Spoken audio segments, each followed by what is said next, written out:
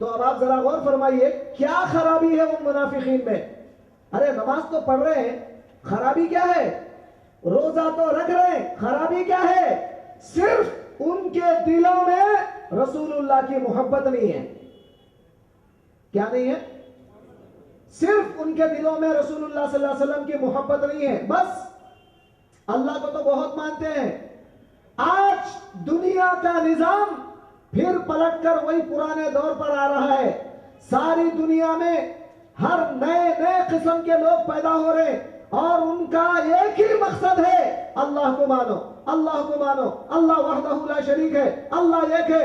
ارے تم بولنا کیا میرے دوست، یہ تو کافر بھی بولتا ہے۔ ہمارے وجے واڑہ کے کسی اگر کیا بولتے ہیں ہندو بھائی کو بھی اگر آپ اٹھا دو گے، اس سے پوچھو گے کہ ساری دنیا کس نے بنایا، وہ کہے گا دیوڑو، دیوڑو وکڑے، اللہ ایک ہے، ساری کائنات کو اللہ نے بنایا، تو اللہ کو تو وہ بھی مانتا ہے۔ ارے تم بھی اگر خدا کو مانے تو کمال کیا ہے؟ کمال تو وہ ہے کہ وہ صرف اللہ کو مانتا ہے، اللہ کو نہیں ماننے والا کافر نہیں، اللہ کا انکار کرنے والا کافر نہیں۔ وہ تو کافر تو مانتے ہی ہیں، پھر ان کو کافر کیوں بول رہے ہیں؟ اس لیے کہ سرکار دو عالم کے عظمت کا انکار، سرکار کے مقام کا انکار، سرکار کے رتبے کا انکار اور سرکار دو عالم صلی اللہ علیہ وسلم کے ادب کا انکار۔ آج دنیا پلٹ کر پھر وہی پرانے ماحول میں جا رہی ہے، سرکار کا ادب دلوں سے نکلتا جا رہا ہے۔ آج ہمارے محلے میں یہ جلسے کا رکھنے کا مقصد یہ ہے کہ لوگوں کے دلوں کے اندر سرکار دو عالم کا ادب اور ان کی عظمت دلوں میں کوٹ کوٹ کر بھر دی جائے۔ دوستو اور ایک بات آپ کو بتا دوں، وجے واڑہ کے اندر کچھ لوگ زام کرتے ہیں، ونچی پیٹ میں، پرانے شہر میں کچھ لوگ یہ دعویٰ کرتے ہیں کہ بھائی ہم سنی ہیں، ہم ہی سنی ہیں، مگر آج یہ آپ کو ہم زبان سے نہیں بتا رہے کہ ہمارا عمل 12 دن سرکار دو عالم کی گفتگو کرنا اور یہاں پر 1-2 سال نہیں، ایک زمانے سے سرکار دو عالم کے جلسے منائے جانا کسی دکھانے کے لیے نہیں، بلکہ آج الحمدللہ ہم جو ہے جلسے میلاد النبی اس لیے بھی منا رہے ہیں تاکہ ان کو بھی معلوم ہو جائے کہ اصل میں سنیت تمہارے پاس ہی نہیں بلکہ ساری کائنات میں سنیت آج بھی موجود ہے۔ دوستو اور بزرگوں، اہل سنت والجماعت آج کل کی پیداوار نہیں ہے۔ اگر کوئی یہ بولے کہ سنیت کا چراغ میرے سے جل رہا ہے تو وہ غلطی پر ہے۔ سنیت کا چراغ 1400 سال سے جل رہا ہے اور اس کو ہوا دینے والوں میں بڑے بڑے علماء، بڑے بڑے صوفیاء، بڑے بڑے اولیاء کرام نے اس کو ہوا دیا اور اہل سنت کے عقائد کو پھیلایا۔ آج تک بھی وہ کام چل رہا ہے، انشاءاللہ قیامت تک بھی چلے گا۔ دوستو اور بزرگوں، اگر کوئی سنی کہے نہ کہے، ہم کو اس سے واسطہ نہیں، ہم کو تو واسطہ ہے ہمارے نبی سے۔ دوستو ایک بات میں آپ کو بتا دوں، اللہ تبارک و تعالی ساری دنیا بنایا۔ آپ ذرا غور فرمائیے، دنیا کا نظام اللہ کے حکم پر چلتا ہے یا نبی کے حکم پر؟ ارے بتائیے نا۔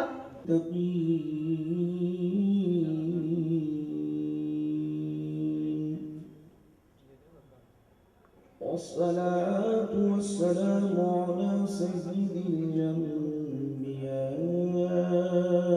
والمرسلين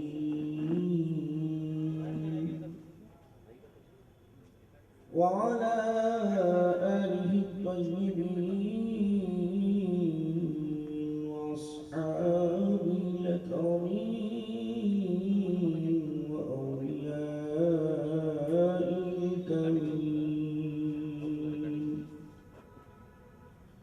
وأتباعه أجمعين، أما بعد، فأعوذ بالله من الشيطان الرجيم.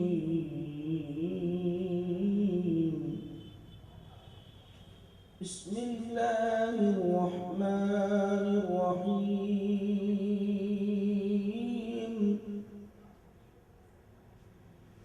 تلك الرسل فضلنا بعضهم على بعض صدق الله مولانا العظيم.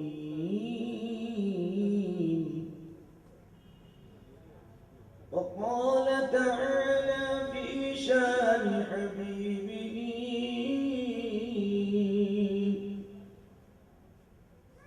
إن الله وملائكته يصلون على النبي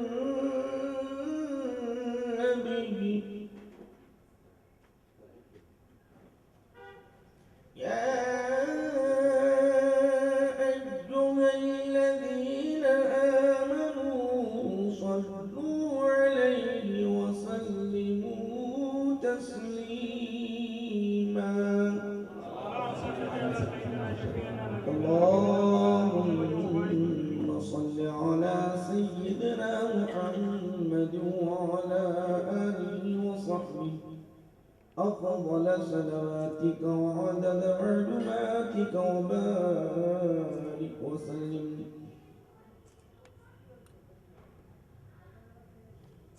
اسٹیج پر تشریف فرما عالم جلیل حضرت العلامہ مولانا مفتی محمد مستان شریف صاحب حفظہ اللہ کامل جامع نظامیہ، وہ عالم نوجوان مولانا سید احمد علی حفظہ اللہ کامل جامع نظامیہ، بالخصوص قوت الاسلام مسجد کے صدر صاحب، نائب صدر صاحب، معتمد صاحب، نائب معتمد صاحب، خازن صاحب و ارکان کمیٹی و ذمہ داران، معزز سامعین، بزرگان ملت، پیارے نوجوانوں، میری پیاری بہنوں، آج کا یہ جو جلسہ ہے، جلسے میلاد النبی صلی اللہ علیہ وسلم کے ضمن میں عظیم الشان ماروتی نگر میں مسجد قوت الاسلام کے سامنے مسجد کے ذمہ داران اور دیگر میرے وجے واڑہ کے مومن بھائیوں کے تعاون سے یہ جو جلسہ منعقد کیا گیا، ماشاءاللہ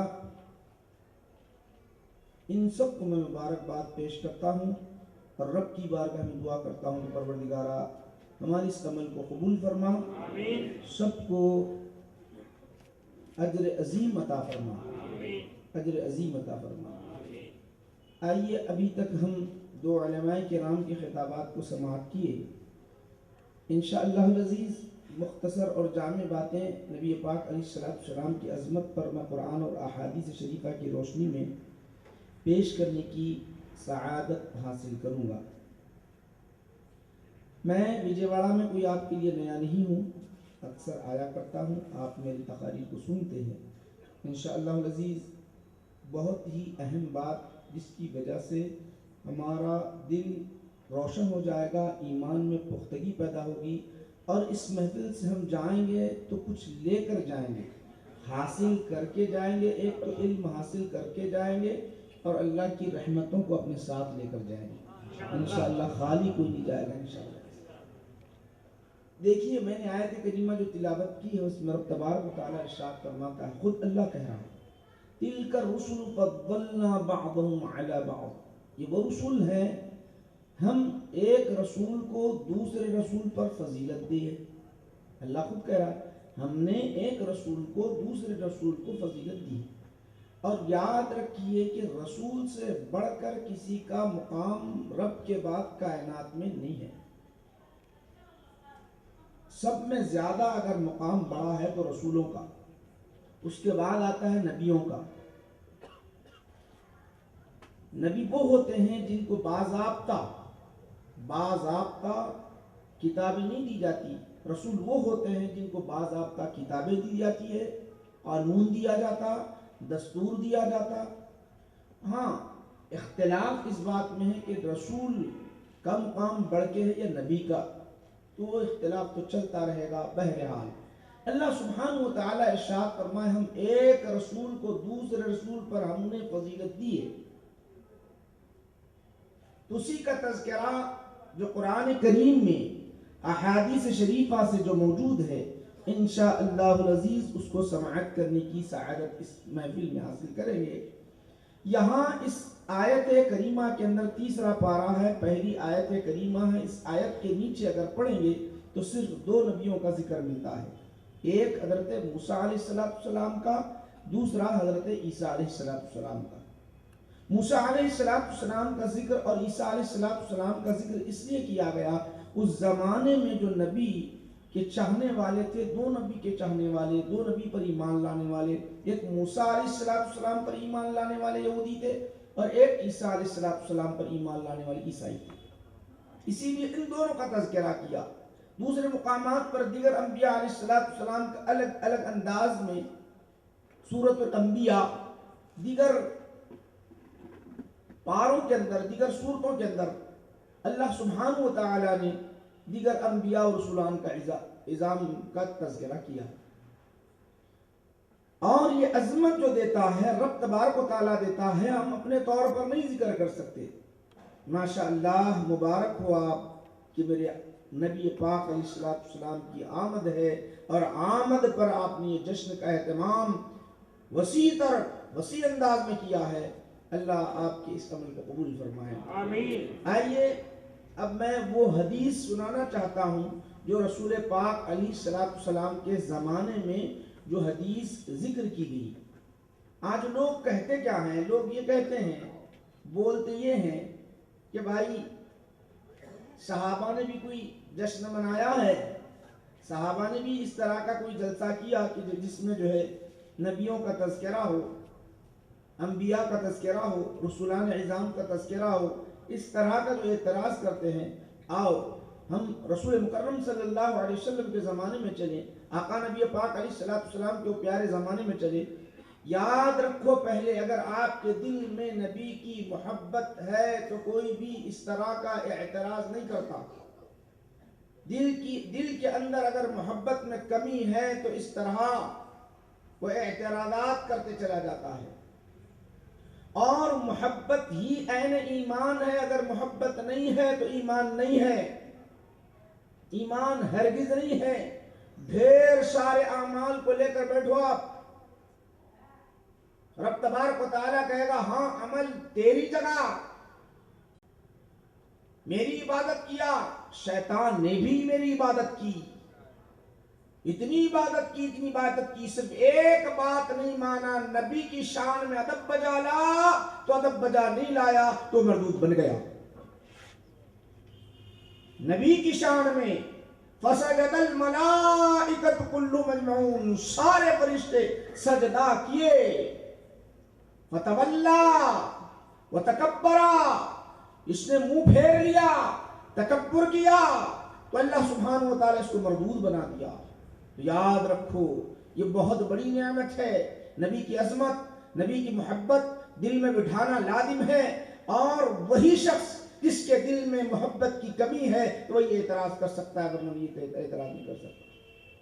آؤ ہم پچھلے زمانے میں آقا نبی پاک علیہ السلام کا وہ پیارا زمانہ ہے جس کے راوی ابن عباس رضی اللہ تعالیٰ عنہ ہے، ترمذی شریف جلد دوم۔ فجلس ناس من اصحاب النبي صلى الله عليه وسلم ينتظرونه اذا دنا سمع منهم۔ کیا پیارا زمانہ۔ راوی ابن عباس رضی اللہ تعالیٰ عنہ، صحابہ کرام رضی اللہ تعالیٰ عنہ نبی پاک علیہ السلام کے انتظار میں بیٹھے ہوئے، سارے کے سارے صحابہ انتظار میں بیٹھے ہوئے، آقا تشریف لائیں گے، آ رہے ہیں، مگر آقا آئے، قریب آئے، ظاہر نہیں ہوئے۔ ظاہر نہیں ہوئے، اذا دنا منہم، ان سے قریب ہوئے، سمعہم، ان کی گفتگو بھی سننے لگے. انہوں نے نہیں دیکھا کہ کیا گفتگو کر رہے ہیں، آؤ کیا گفتگو کر رہے ہیں، اس کو سنیں. ایک صحابی کہتے ہیں اللہ سبحانہ و تعالی حضرت آدم علیہ السلام کو کیا مقام عطا کیا، آدم کو صفی اللہ بنا دیا. اللہ سبحانہ و تعالی حضرت آدم کا وہ مقام، وہ مرتبہ رکھا، اپنے دست سے بنایا، اپنے ہاتھ سے بنایا. بنانے کے بعد کہا فرشتوں سے، اے فرشتوں تم اس کو سجدہ کرو. حضرت آدم کو سجدہ کیا، حضرت آدم کو صفی اللہ بنا دیا. ایک صحابی نے تعریف کی، کس کی تعریف کی؟ حضرت آدم علیہ السلام کی تعریف کی. اب دوسرے صحابی کہتے ہیں تم نے تو حضرت آدم کی تعریف کی. اب دوسرے صحابی کہہ رہے ہیں حضرت موسیٰ علیہ السلام بھی بڑے شان والے ہیں. حضرت موسیٰ علیہ السلام کو اللہ سبحانہ و تعالی اپنی بارگاہ میں بلایا، بلا کر راست کلام کیا. وَكَلَّمَ اللَّهُ مُوسَىٰ تَكْلِيمًا، موسیٰ علیہ السلام سے کلام کیا. تیسرے صحابی کہنے لگے ماشاءاللہ بڑے عظمت والے ہیں، میں بھی تو کچھ بولوں، میں بھی بولتا ہوں. حضرت عیسیٰ علیہ السلام بھی بڑی عظمت والے ہیں، بڑی شان والے ہیں، بڑی رفعت والے ہیں، بڑی رفعت والے ہیں. حضرت عیسیٰ علیہ السلام کو اللہ نے بغیر والد کے دنیا میں پیدا کیا، اپنی روح ڈالی اور اپنا کلمہ ڈالا، روح اللہ بنا دیا. حضرت عیسیٰ علیہ السلام کو روح اللہ بنا دیا. انہوں نے تعریف کی. چوتھے صحابی وہ تعریف کیا کر رہے ہیں؟ وہ تعریف کہہ رہے ہیں حضرت ابراہیم علیہ السلام کا کیا بڑا مقام ہے، کتنا بڑا مقام ہے. اللہ سبحانہ و تعالی نے ان کے لیے آگ کو گلزار کر دیا. کیسی آگ؟ بھڑکنے والی ایسی آگ. ظالموں نے، نمرود نے جو آگ لگائی تھی، پرندہ پرواز کرنا، اس کے اوپر سے گزرنا اس کے لیے دشوار تھا. آگ میں ڈالنا، قریب جا کر ڈالنا مشکل تھا، اتنی بھیانک آگ تھی. رب نے کہا قُلْنَا يَا نَارُ كُونِي بَرْدًا سَلَامٌ عَلَىٰ إِبْرَاهِيمَ، اے آگ ٹھنڈی ہو جائے ابراہیم پر ٹھنڈی ہو گئی. اور حضرت ابراہیم علیہ السلام کو اللہ نے خلیل اللہ بنا دیا. بنانا یہ کہنا تھا میرے نبی پاک علیہ السلام. فخرج النبی صلی اللہ علیہ وسلم، رسول پاک علیہ السلام تشریف لائے، کھڑے کھڑے سن رہے تھے، ابھی قریب آئے تھے، سن رہے. حضرت موسیٰ علیہ السلام کی تعریف وہ بھی سن لیا، عیسیٰ علیہ السلام کی تعریف وہ بھی سن لیا، ابراہیم علیہ السلام کی تعریف وہ سن لیا.